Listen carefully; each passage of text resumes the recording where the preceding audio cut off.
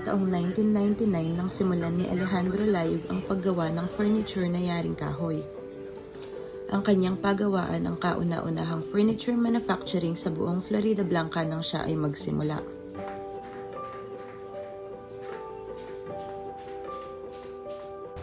Ayon sa kanya, hindi madali, ngunit napagtatagumpayan dahil meron na itong 3 iba pang pagawaan sa kabuuang Florida Blanca.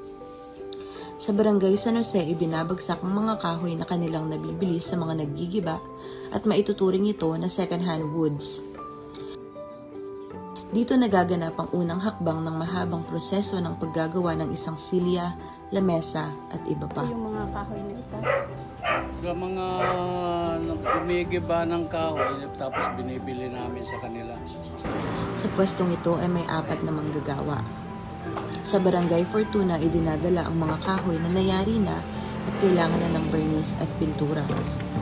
Ayon kay Alejandro, katulong niya ang kanyang mga kapatid sa bawat proseso ng paggagawa ng mga ito. Sa bawat istasyon na dadaanan ng kahoy, ay isa sa mga kapatid niya ang umaasikaso.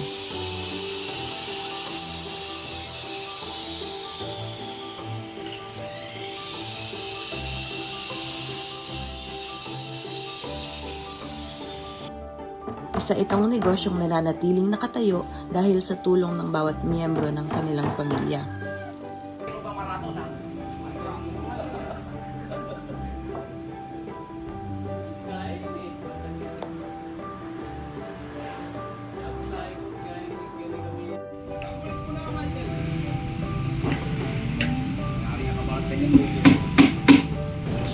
Kaya ng cabinet, mga salaset.